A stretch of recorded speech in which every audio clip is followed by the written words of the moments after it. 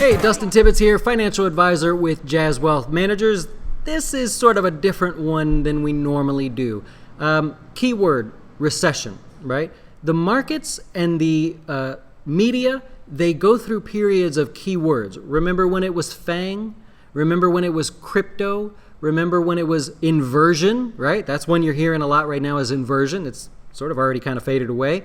Recession is another one. These keywords are sort of talking points that we'll focus on for a while, and then the markets move on, and nobody cares anymore, right? So there's always going to be a keyword. But anyways, when we throw in the word recession, that's a big deal because people assume recession means a falling market. And the last time the markets fell during a recession, the Great Recession, was significant, right? 50-60% drops. And so people assume recession with significant drop, pain, all that pressure that they felt during the 08-09 sort of downturn there.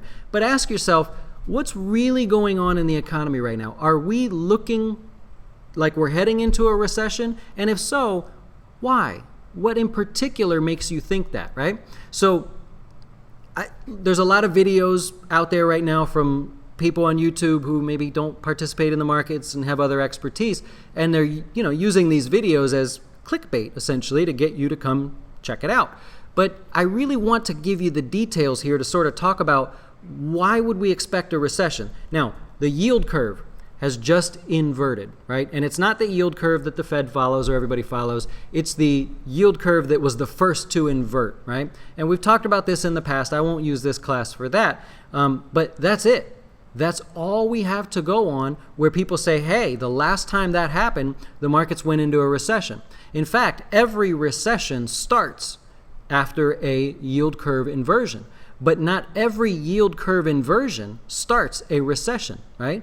So there's your riddle of the day, all right? So just because of that, that's why everybody's saying recession. I want you to ask yourself, and you can track all these numbers as well, but ask yourself, are people able to pay their debts right now?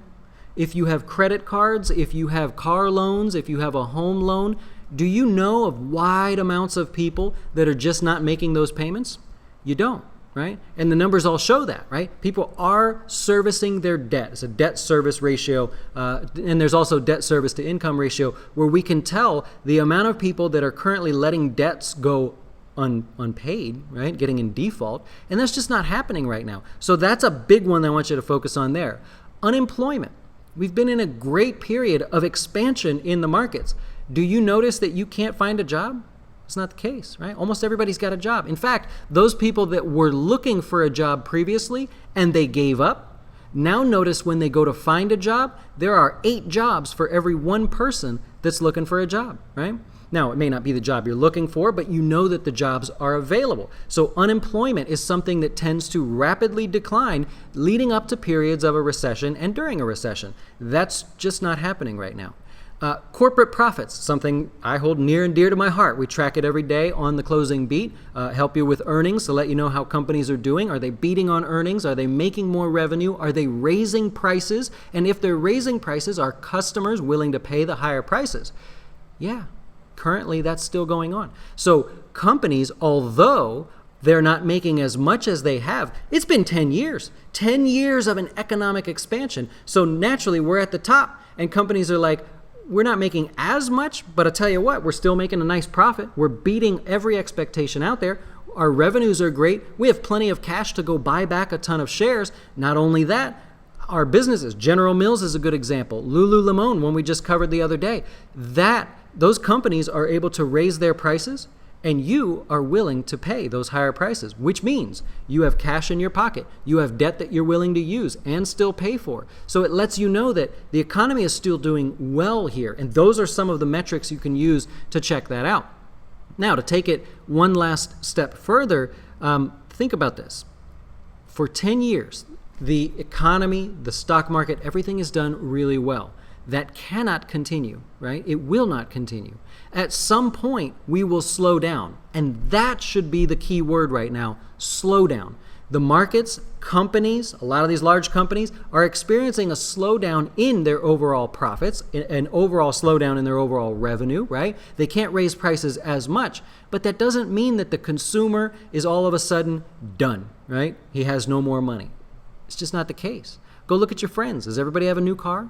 Right? Is everybody upgrading the stuff that they have? Are you buying the latest iPhone? Are you going on trips? My goodness, Disney World is about as busy as it can be. If you live here in Florida, you're just not going to Disney World. Floridians just say, screw it. We're not going to go. It's too busy. Right? Why is it so busy? All of the rooms are booked. My sort of bucket list is to stay at every Disney World resort, everywhere. And they're all sold out. You can't. You could stay at some of the lesser expensive ones. You can stay at some of the ones I've stayed at before. But all the luxury rooms, they're all booked. Every one of them, man. Look it up, Disney.com. So think about that when people say recession. Now, also, a recession does not mean the stock market falls. Stock markets tend to fall before a recession and start to recover in the recession. Did you know that? So before we can even confirm 2 quarters of negative GDP growth, before we can even confirm that, the markets very likely would have already pulled back if they're going to, right? So we don't need to assume recession equals stock market collapse. It does mean a slowdown. It does mean maybe sideways. Look at January of last year to to now, March of this year. The stock market has basically been in a range.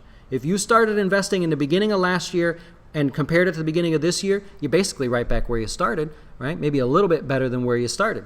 What does that all signal? It signals a slowdown, a sort of temporary reset. We call it a soft landing, meaning will things just sort of ease for a while and then get back to normal? Or a hard landing is where everything resets, like we saw in 2008, 2009. Just a horrible, horrible reset. So let's use our heads, right? Let's not get emotional about it and understand that a recession is currently just a hot button topic that allows for people to talk about stuff. And that could change, right? Tomorrow, we could start seeing more and more negative growth where companies are missing on earnings and things are changing. But right now, we're just not seeing that. So I hope that helps you in some way. That is your fin tip for the day. Really, really simple. If I helped you in some way, maybe you'll keep us in mind here at Jazz Wealth. We're an education financial advisor, meaning we want to teach you from the stats. We don't teach you opinions or, well, I think you should do this. We teach you the stats, right?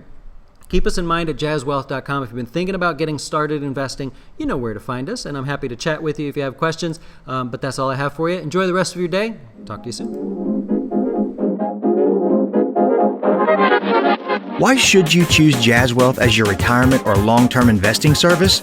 Our portfolios are managed by us, not some faceless mutual fund manager. Our private classes will teach you everything about investing and getting your dough straight.